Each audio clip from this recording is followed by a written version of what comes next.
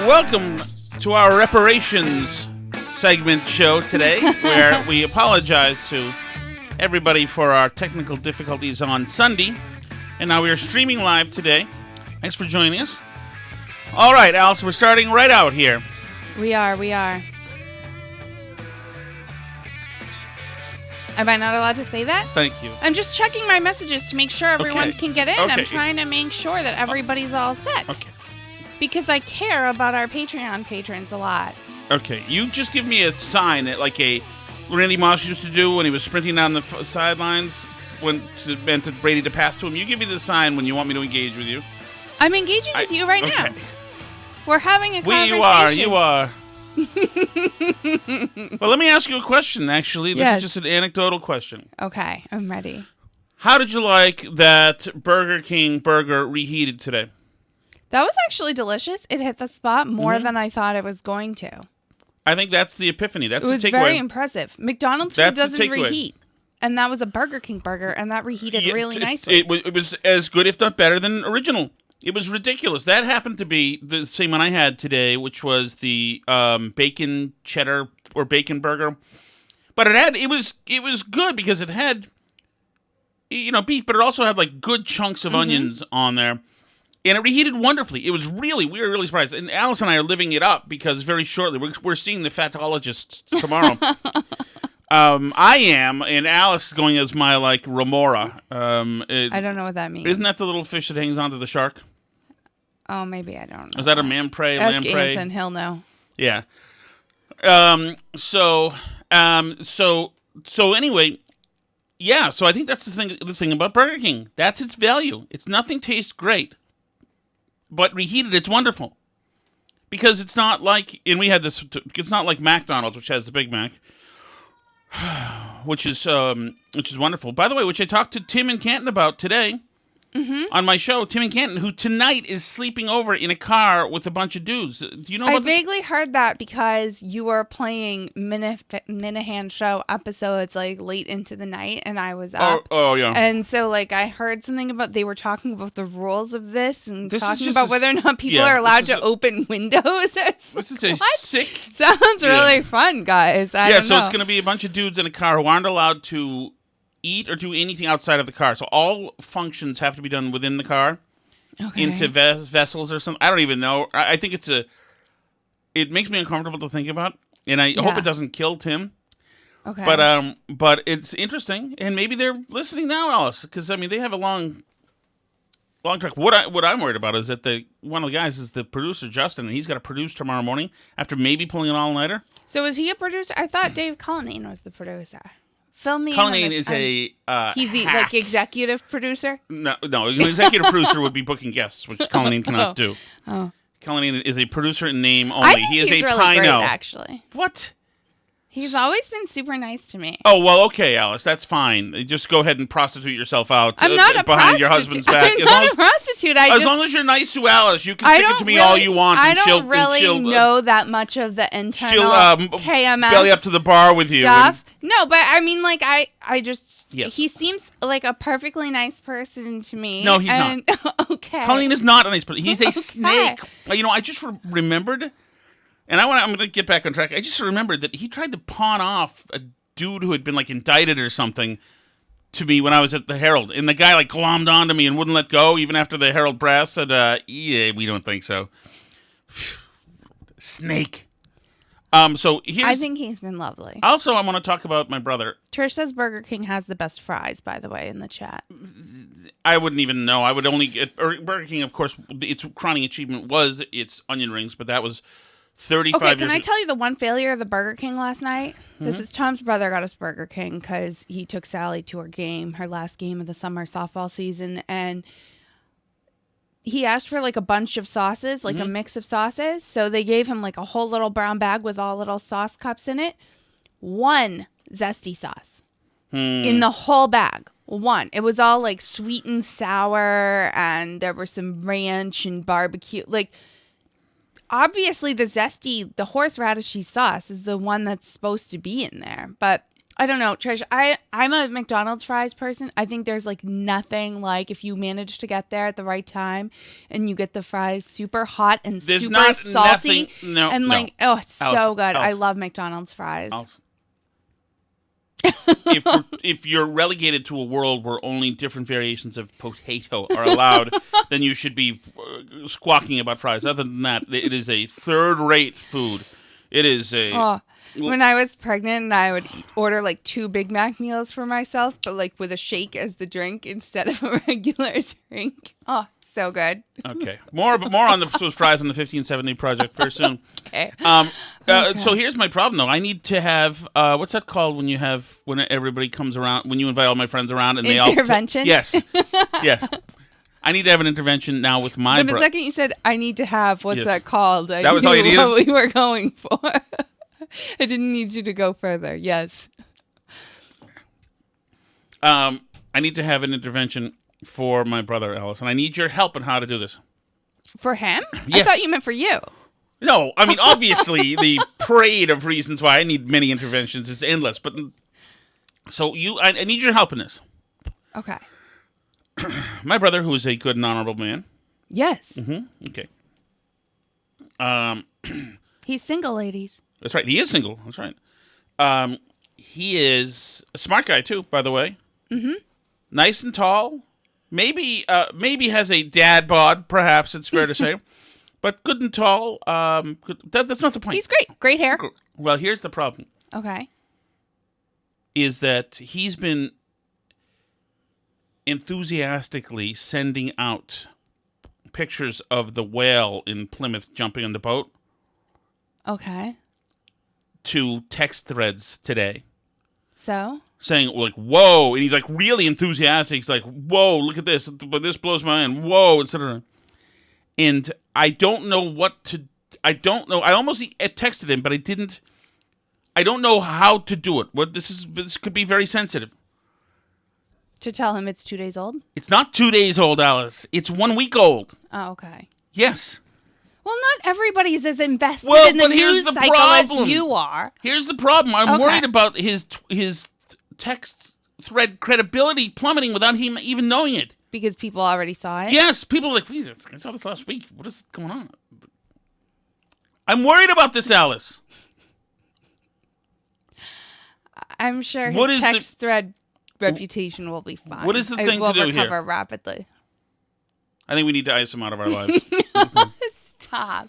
Okay, so remember they had those like dancing elves emails that you could send? Yeah. And like with your kids' faces or on your them? friends' Yes. faces on. Mm-hmm. I did that to my circa like 2006 or something. Right. Well, in 2008, I discovered them and sent them to the sales and marketing management and like staff at WRKO. Like I had discovered it. It was like, oh, this is incredible. We really should try to harness this. And I was trying to use marketing speak. It was a gross moment. And yeah. And I only found out after that somebody said, "It's like we were doing this 2 years ago, Tom." So there you go. All right. So first, we're going to stop by Karine Jean-Pierre because she's remarkable. She is really, in a way, I don't think she's going to stick around for too long because you can't. I don't think that somebody her age.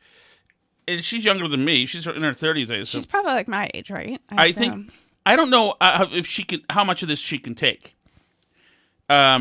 Because she is. She's horrific at this job. She's horrific at this job is precisely right. And at this point, you've got the press corps, and it's not just. She's a little older than I thought. 1977. It's not just. You've got the press corps, and it's not just Ducey, who have become simply amused during press briefings, and they've begun to toy with her. I think it's important for the speaker to go to Taiwan. Lindsey Graham said the idea of her going is a good thing. Chuck Grassley, I'm sure glad that she went. Is President Biden just worried about hurting Xi's feelings? So you're saying because they said that then we're not jazzed. Yeah, absolutely. We've been very clear. We've been very clear for, the past week or so, that the speaker has the right to go to Taiwan. We've said that. Yes, you've been clear that she has the right. But why is it so hard for the president just to say, she's a brave trailblazer, and I think it's great that she went? Like so many others. The president thinks that the Speaker Pelosi is a great trailblazer. Look, Does he think that it was good that she went? Here's the thing. What we are saying is that we cannot dictate, and we will not dictate where members of Congress go. Members of Congress... That can't be it. That can't be the whole answer. You can't take his question, put it aside, his easy question, put it aside, and make a new point from scratch. He even gave her a script that she could go by if she wanted to answer the question like a normal person would do, right? Like a normal administration would have an answer to just be like, she's a trailblazing woman. She broke glass ceilings. It's great that she whatever. Like, he made up something for her to say so that she wouldn't sound like a moron, and she couldn't say that. Right. And for her to just simply be saying, we can't tell her, the Speaker of the House where to go. That is so not the question. I mean, the question was, are you happy that she went or not? And so if she wants to simply be content for everybody at the Daily Wire, everybody in Gutfeld's show, for Tucker Carlson, and for the Burn Barrel, and for Jerry Callahan, and sometimes the Minhan Show, well, then keep doing this. Yeah. But this stuff is permeating platforms, and this is awful. And the White House must know it's awful, and they must be wishing right now that they hadn't made such a big deal out of all the historic first stuff, because I mean, I don't know what you do.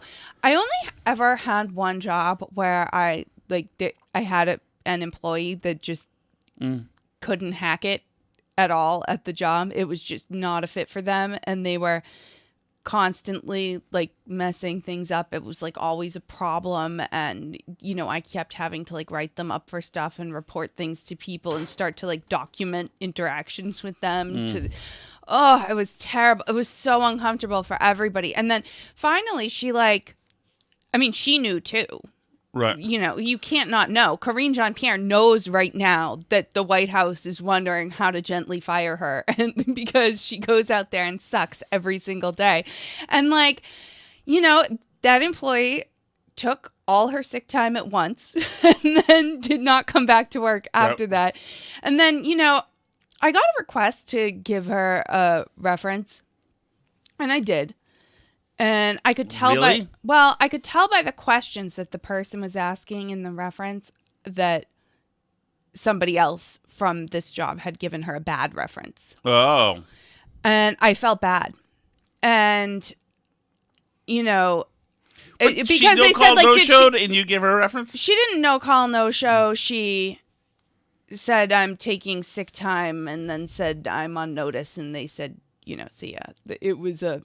It was a mutual parting of the ways. Like, no, but when she called in sick like 3 days in a row, it was like, I mean, they knew what was going on. She knew what was going on. That was it. But, so I could tell by the questions that the person was asking on the phone that somebody had given her a bad reference. Like, did she ever have problems like getting back to people or like completing tasks that she was given? I mean, I could tell that somebody had said bad things about her, which just as a policy, just don't give somebody a reference. Don't talk to the person and tell them bad things about the person. I mean, that's a recipe for getting sued, among other things. But, I felt bad. I don't know. She was young, and it was like she was like a marketing assistant or something. It was like her first job that wasn't an internship, and I felt bad. And I gave her a good reference, and she ended up really thriving at this other company wherever she went, and loved it there. And like a year later, she sent me like a big gift basket of stuff as a thank you, because she was like, thank you for being a part of like getting me this job. So the moral of this story is that maybe there's somewhere for Karine Jean-Pierre that's not here, but this is not the spot for her. Like, she's not cut out for this. She is not cut out for that briefing room and those questions and the reporter. Even the nice reporters that want to like her and think it's great that she's a historic first and wrote breathless stories about it. Like, this is just not the job for her. She does not belong in that room, and it's not going to work. And that maybe they can find another historic first to replace her. But my advice to you, Karine, would be to start calling in sick sometime about now and just, like, you know, start updating your LinkedIn page, because this is not working out right now. Well, right. And I mean, first of all, it's unfair to her even to throw her out there. Bedingfield would be the one to put out there. Is she gone now? I know that she was leaving. I don't remember. But also, they're not doing her any favors, because it's obviously not the communication shop making the final decision on whether or not we get to talk to Biden's doctor.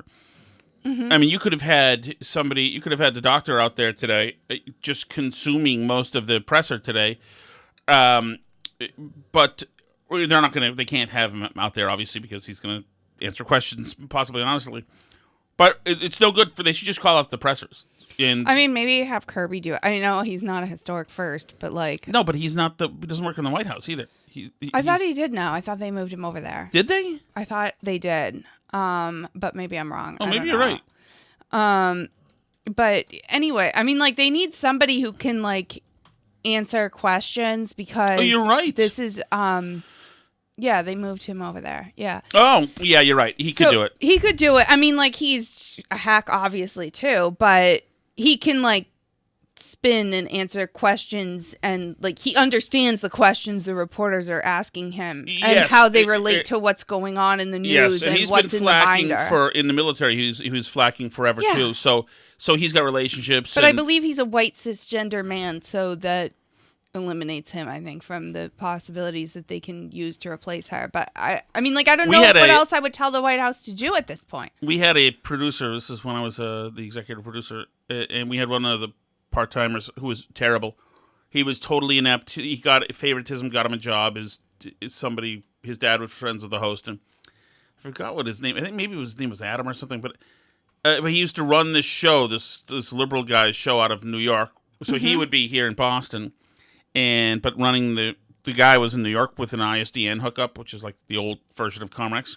But they needed to be troubleshot anyway. So this producer was so inept that he didn't know how to fire the show open, and he would panic and say, "Oh, just start talking, Jerry." The guy's name was Jerry Dimer or something. Just start talking, and Jerry would go, "Oh, but what do you say? You trying to talk to me on the air?" Because the kid would be talking to him. Just start talking again, because he was supposed to run the show open, and it wouldn't run, and he was trying to, and he was panicking on the air, and so the guy would just start talking, and then the kid would fire the open on top of him. Well, they would fire a commercial stop set on top of him, and the guy's like, "What is going on here?" And then he'd take a huge commercial break, and it was just a mess. I remember being there for one of these, and him totally stepping on him, feeding back. You know, there's something called the mix minus, which is where if you don't do it right, then the person speaking will get themselves back in a constant loop, which you can't deal with. You can't take then, and the phone calls weren't working, and then whatever. And then at the bottom of the hour, I feel stressed. Right at the bottom of the hour, when the show is about to restart, then he fired the open to the show that was supposed to be at the top of the hour, and the host just laughed and laughed and laughed. He uproariously just laughed his ass off and couldn't help himself of the absurdity of it all. But I got rid of him. I got rid of a lot of people, and it was never easy. Well, he made me personally angry because I was a fan of AM Talk Radio, so I was like offended. So screwing things up, like. Well, yeah. I mean, he didn't. Yeah, we had another guy who one time he was running Rush during the day, and we could all of our phones used to play what was on air, you know, in programming, and there was no Rush at all. And one of the other producers eventually, like, after 60 seconds, which is an eternity, ran into the control room where the kid's there, sitting there, playing on the computer. And he said, "Chris, do you know that we're off the air?" And the kid said, "For real?" Beautiful. Yes, for real. Yeah, that's right. I don't want to knock any particular stations for being off the air today of all days. Yeah, I mean, we were off the air. But it's It's one of those things where you wouldn't have somebody in radio who doesn't notice that you're off the air. You need to notice that. That's the key thing. That's the thing that you do in radio. And if you've ever been a producer in radio, and if any of you guys have been, you know that you literally have nightmares about being off the air and not being able to get back on, and and panicking. This is like the nightmare you have. It's like maybe you probably have maybe you have nightmares in what you're doing now, Alice, which we won't discuss. But you guys do too. I know with what you do. If you have a nightmare that, like, if you're a bartender, I used to have this one, like, where I was like, they're making me tend the bar in the other room that I was supposed to be at an hour ago, and like I'm just in a t-shirt and like in my underwear. Are you sure? And like, yeah, we need you out there now. Like, okay. And it was just one of those things. All right, back to Karine Jean-Pierre. Where am I? Okay. She doesn't answer the question. Yeah, I'm trying to find out where I was. I was literally in the middle of it. Okay, here we go. Wait, let me finish. When they go, he doesn't dictate it. They go. Now he can say if he thinks it was good or not. I mean, that's not how it works. That is not how it works here. It really isn't. No, but that is how people work in an earnest environment. Yes, it is. She's saying that's not how it works, and that's actually a good window into the soul of Karine Jean-Pierre. Or this White House. Saying, no, it's not how it works. Something fell out of there. It's fine. No, that's not how it works. We don't message alongside the Speaker of the House in a way that might tick off the Chinese in this delicate time, is what she means to say. Right, of course. Members of Congress have the right to travel wherever they choose. Our part of this is to make sure we give them a thorough and complete briefing when it comes to the geopolitics of the region or the state, or when it comes to... Did he ask if members of Congress were allowed to go places? Apparently. And he's getting a comprehensive answer on that question that wasn't asked. But as she's doing this, she's hitting the podium. They get a comprehensive thing about the travel and this, and she's really trying to be emphatic about this. And it reminds me of something I saw today where Joe Rogan talks about this, literally. And this is why this is so... You know what? Let me play more Karine first, and then we're going to get to Rogan, because this is a huge thing. Because, once again, you can't have this. Here's Karine on... This is on the Kansas... thing, essentially. Hang on, Karine. Hold on, Karine. I'm coming. From day one, when the Supreme Court made this extreme decision to take away a constitutional right, it was an unconstitutional action by them. Her hands are gesticulating every time she says something. Watch the hands. It's supposed to, I guess, convey confidence. A right that was around for almost 50 years, a right that women had to make a decision on their bodies and how they want to start their families.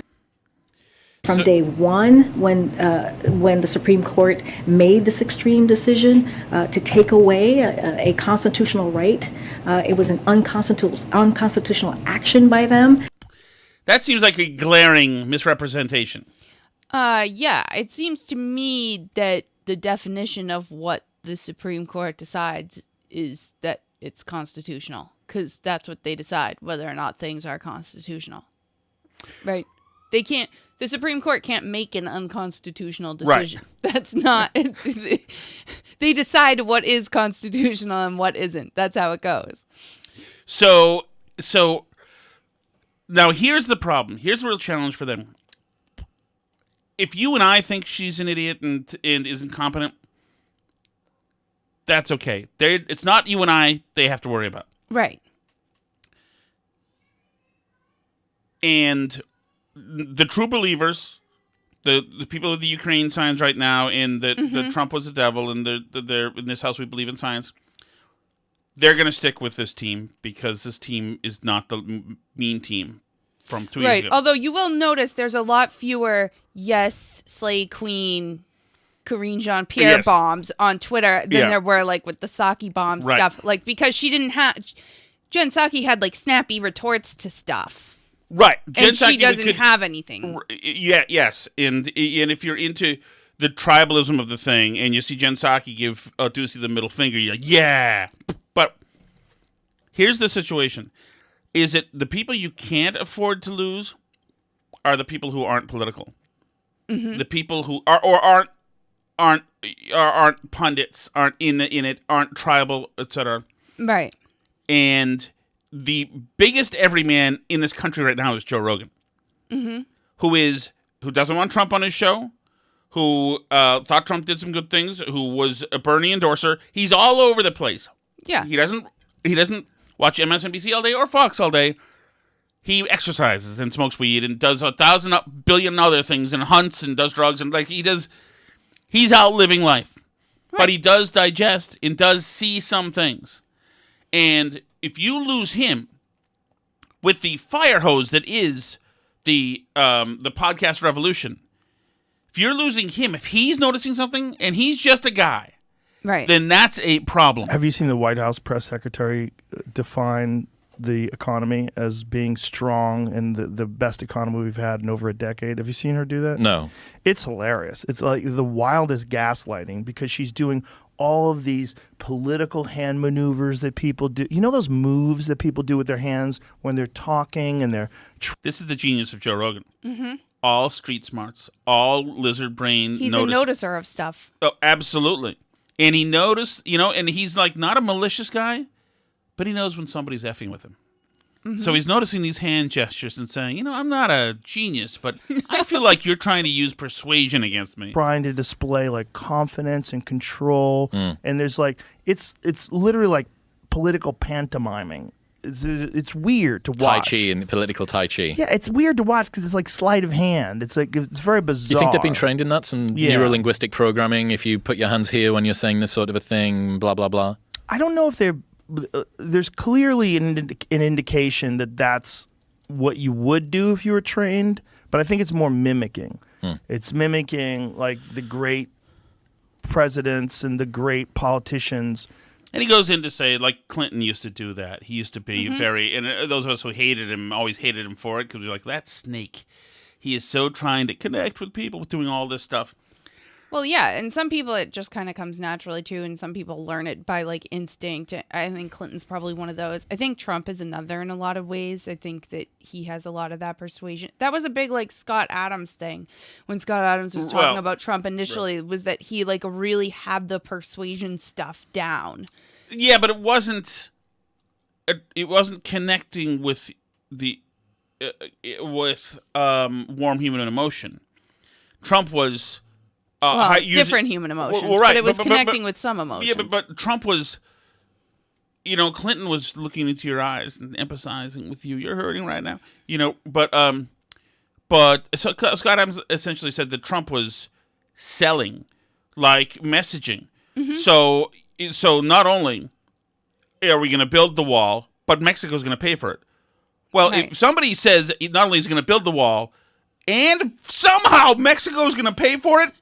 Well, at least we know he's at least going to build a wall. I mean, I don't know the other stuff, but I mean, absolutely. So, like, that's the kind of thing that Scott Adams was saying, and Trump is definitely good at that. And actually, Trump has the gift of being totally inarticulate, but sometimes streetwise honest. Mm-hmm. And I think people, as fake as they feel and condescended to as they feel when Karine Jean-Pierre is doing her hand things, I think people on a human level say, oh, wait, I see what he's saying. When he says everything woke turns to bleep, that's $1 million messaging right there. Yeah, he's got like a gift for that. Yeah, totally. Absolutely. And like on a human level, like he said... I mean, think of how much even the left like repeats his stuff and makes it memes because his phrases just stick in your mind like that. Like everybody says they're not sending their best as like a joke about all kinds of things now. But that's like a Trump expression. Or like you said, everything woke turns to bleep, right? Like that's... Everything he says basically turns into its own meme. He like speaks in meme. It's incredible. Yeah. I mean, even the scary stuff, like the media is the enemy of the American people. Even when he said, I mean, this is the best, when he would say that the media, that's fake news from the left. And then he'd say, those people up there in the press are fake news. And then he'd just start saying flippantly, yep, well, they're not going to like it. The fakers aren't going to like it up there. Now they become the fakers. It was so normal that you didn't even have to use the formal word anymore. The fake news media. You didn't have to use that anymore. Right. We now had such a congenial relationship with Trump and each other. We could just call them the fakers. We'll know who we mean, you know? Of course. It's like, yeah, so there's something to that. But that is bad news. You got Joe Rogan and some other, Australian alpha stud dude who's like mind-melding with him saying it's all BS too. These are people who don't want to think a lot about politics. Right, but they're being made to. Yeah, they're taking a look and saying, nah. And that's not good for those people. But then Rogan actually, all you have to know, we got to turn our salt lights on, kid. Oh, no. Turn on your salt lights. You know what song that is? No. You don't? Is that the Tom Julie thing that you were singing before? No. You think that's "Hang Down Your Head, Tom Julie"? I thought that's where you were going with that. I don't know what. You don't know. Turn on the salt lights. Turn on your salt lights in the middle of a young girl's dream. You don't know that? I don't think so. Why are you looking for it now? Is it that important? We'll get to it later. Okay. All right. What else you got, Annalisa? Anything? So are we going to finish listening to Rogan, or was that it? That's it for Rogan. The other people have made something more of the rest of it, but that, to me, that's the big thing. Well, yeah, and it goes back to kind of like this White House spent, what did they supposedly spend, like $50,000 trying to media train Rochelle Walensky to like talk better, just because they think that like if they message right or they send the right person out there who sounds nice enough and empathetic enough or has the right hand gestures or whatever, that they convince you something that's happening isn't actually happening. Well, right. And so the problem with Walensky is they're sending her out there to lie. Mm-hmm. And some people can do it and some people can't. And she's not great at it. Right. But she tries to go all in. She's got a great gig. She gets to go to the White House past all the guards and all that stuff. It's awesome. But, this White House is full of people who have zero talent in that. You're on mute. I can't hear you. We feel your presence, Mr. President. There's the main one right there. That's the main problem. But also their guy, Jared Bernstein, who's talking about gas and diesel prices. If you're going to send people out there to spread horse bleep, especially at a time when we've got huge inflation and there are severe problems, then the person better be super talented, or else good veteran media people are going to tear them apart. It's down 83 cents off of its peak since mid-June. Let me ask you, is that true for diesel fuel? Because she is in the trucking business, but that's not true for diesel fuel. Correct. So that's the. Well, how much has diesel fuel come down? Diesel fuels also come down a lot. I don't have the number in my head, but I will get it for you. She deals with it every single day because she fills up all her tow trucks. Yeah, I'm going to go with her. Hold on, Martha. Wait a second, Martha. Go ahead. To say that diesel fuel has come down a couple of cents is absolutely incorrect, okay? I will get you the number of cents. It's not a couple of cents. So that's point. Well, get your bleep together next time you go out there. Yeah. So you know. Really? The other approach you could take is to try not completely destroying the economy, too. Right. And then everybody's job is a lot easier because you don't have to convince everybody that the economy's doing well when they can't buy groceries and gas. So that's like another tactic you could take, is to try actually running the country well and not continuing to pass inflationary spending bills when we're in a crisis. You could try that, too. But if you're not going to do that, then you have to have people that are good liars go out there, because otherwise... And for him to say, hold on, Martha. Wait, hold on, Martha. Saying Martha McCallum with the great term. Hold on, Martha. Yeah, in other words, you're saying, you're right. He's saying, no, contain this. Don't let this be the clip. No, stop. Hold on. No, well, wait. Let me get the... And then there are some people who actually talk like people and who have not only self-confidence, but are hungry and enthused. It's like when they lower the cow into the T-Rex cage in Jurassic Park. There are some people who act with hostile press like that. They immediately get hungry. That's not what we're going to hear right now, but this is messaging from somebody who's saying things that shouldn't seem bold, but are bold, but he says it with the power of a freaking dragon. Talk about these very young kids getting gender-affirming care. What they don't tell you what that is they're actually giving very young girls double mastectomies. They want to castrate these young boys. That's wrong. And so we've stood up and said, both from the health and children well-being perspective, you don't disfigure 10, 12, 13-year-old kids based on gender dysphoria. 80% of it resolves anyways by the time they get older. So why would you be doing this? I think these doctors need to get sued for what's happening. I'm sorry. Agreed. Some people just know how to say something and end it on a high note, and people say, GD right. Right. GD right.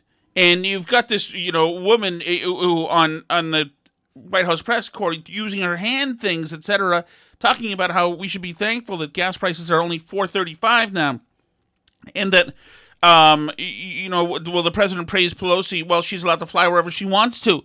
It's like, okay, if this is what you want, then this is what you get. But it's that is just where we are right now, and I am. Did you see? So on your Connecticut radio show, we talked a bit today about the election results. It was a pretty good night for various people endorsed by Trump, including Blake Masters, including Carrie Lake, as we found out today during the day.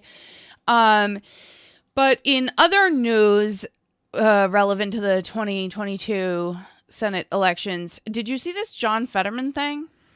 Oh, yeah, please. I just saw it on our feed. It's wonderful. So, John Fetterman, he's this guy. He used to be the lieutenant governor of Pennsylvania. Right. He's like a Harvard guy. He's like 6'9". He's big, burly, got like... He looks like a steelworker. Yeah, he's got a real tough guy, hard, big look. Right. Right. And he's sort of like, politically, he's like DSA leaning, kind of like Bernie AOC in that world of politics. He's like he's a more left-wing Democrat. But anyway, so it turns out that Mr. like working man John Fetterman, who's been trashing Dr. Oz for like not really being from Pennsylvania when he's like the Pennsylvania guy, it came out today. Public records show, and Fetterman has openly acknowledged that for a long stretch lasting well into his 40s, his main source of income came from his parents, who gave him and his family fantastic him and his family $54,000 in 2015 alone. That was part of the financial support his parents regularly provided when Fetterman's only paying work was a $150 a month job as mayor of Braddock, a job he held from his mid-30s until he turned 49.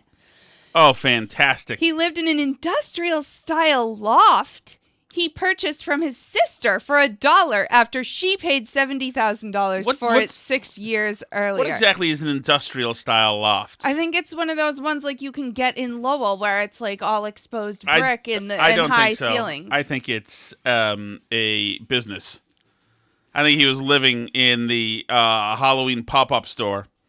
Yeah, well, that's incredible. I mean, I cannot believe that wasn't a bigger story earlier in the election, like with his primary and stuff, to be like running as the working man guy and having lived off your parents until you're 50 years old and bought your apartment from your sister for $1. Like, are we actually serious right now? Isn't that great? I, like many millennials, and I say this as full disclosure because plenty of my relatives listen to this show and they will call me out on this if I don't put this in the disclaimer, right?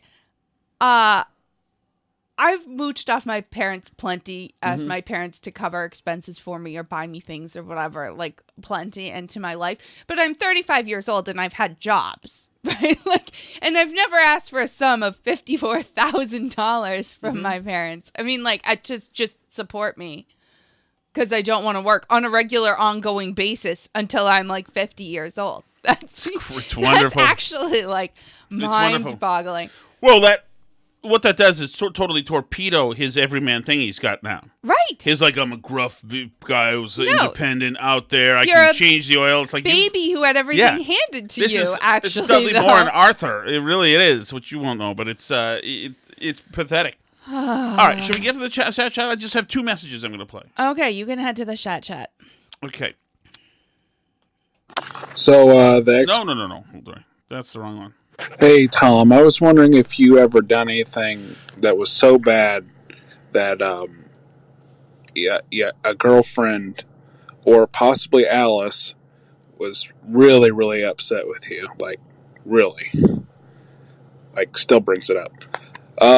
For me, it was ex-girlfriend. Apparently, you're not allowed to sleep with a friend. Anyway, bye. So I would say this to you, my friend, and I would say that one, you got to sleep with a friend if you've got a girlfriend. If you have that opportunity, especially if she's attractive. No, totally, absolutely. Especially if it's not like if you're not married or anything. Rock and roll, absolutely. If the relationship's going to end, then make it spectacular. There you go. That's the way to do it. So I do condone that. I don't condone that. I condone it absolutely. I don't condone that. But have I done something really bad with like it? I mean, I've had girlfriends when I was younger who I was. John in Wakefield says in the chat that he feels that we're throttling him. So I do see your comments there, John in Wakefield, including that we need a MyPillow code, which I agree. We need a MyPillow code. I know. I did reach out to them once. I don't really. We're not salespeople.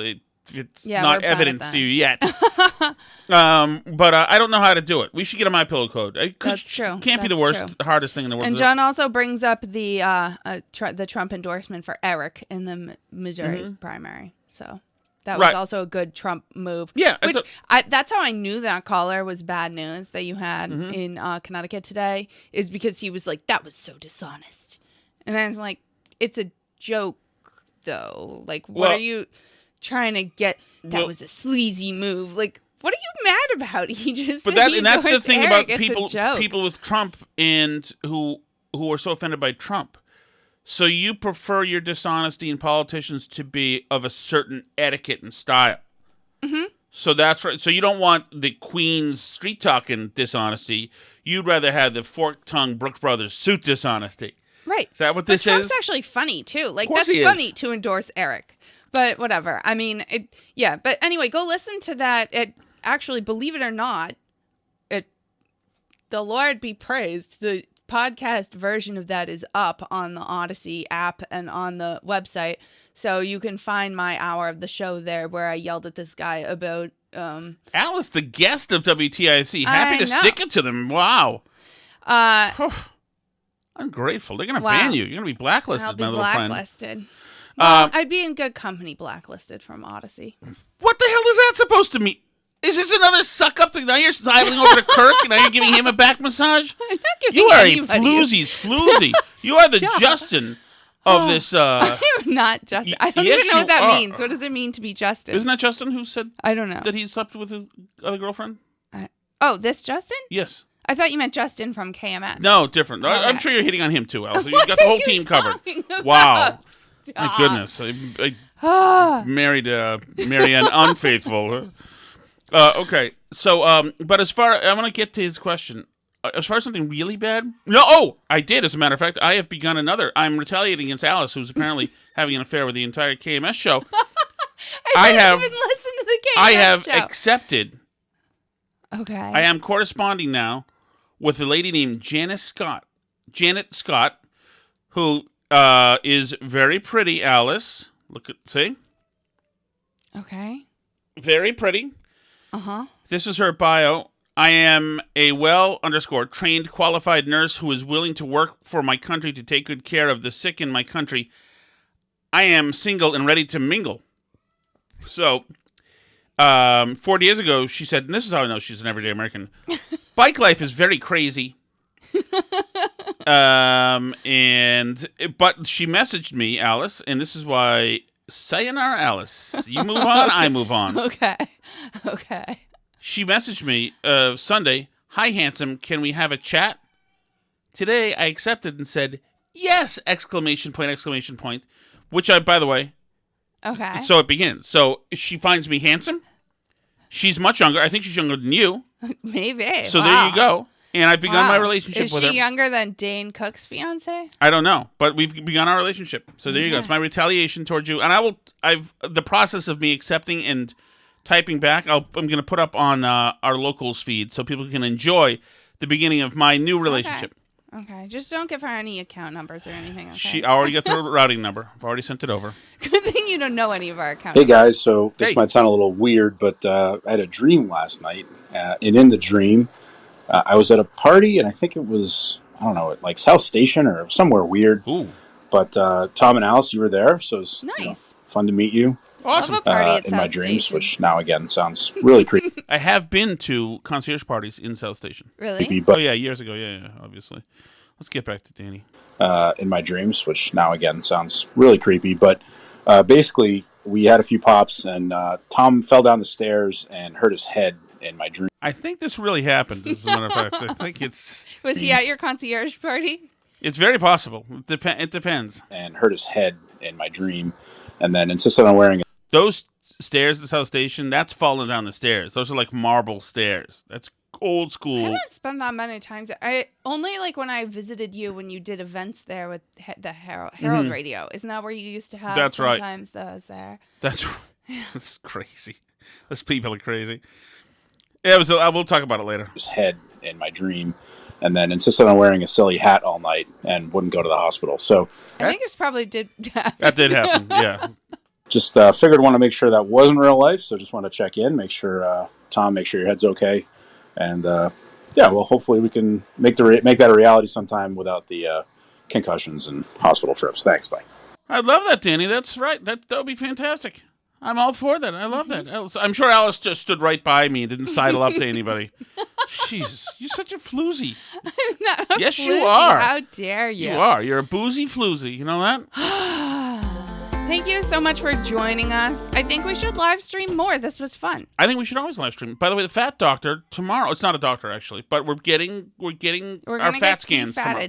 Getting our fat scans tomorrow. So we have a little more time to be the worst us we want to be. The best us starts tomorrow. No, it doesn't. Or maybe Monday. after. We got a wedding.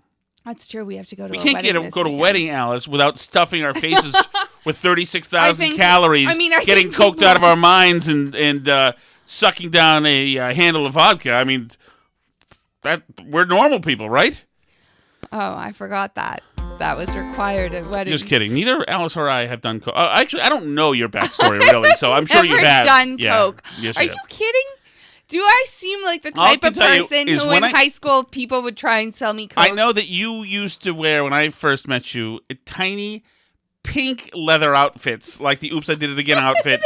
You were rail thin, Alice, and you were always tweaking. You are ridiculous. You were always tweaking. You were, yes, you were. What are you talking? Yes, you were. You were a coked out. That is not true. Yes. That is slander. I'm not a public figure, by the way, and yes, that's you are. slander. I'm not a public figure. You were on the radio today. So were all the callers on the show. So I if just any lived guys here. you were on Harry's Bar in 2010, then you would have seen a fat and old Tom Shattuck with what appeared to be a Russian prostitute, Alice Shattuck. Less fat and old than now.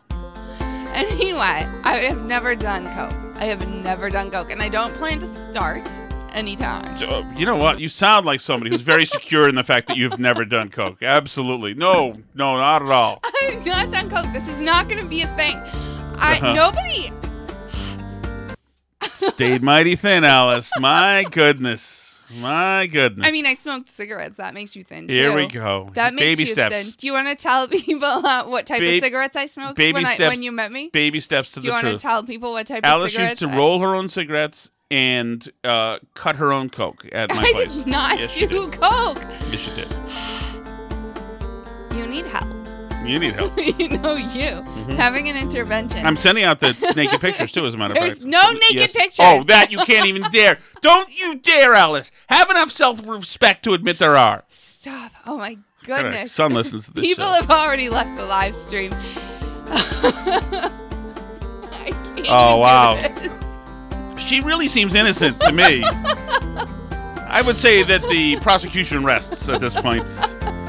Thanks, Alice. You actually should lawyer up. Forget it. Thank you for listening, everybody. Follow us on stuff. See you later.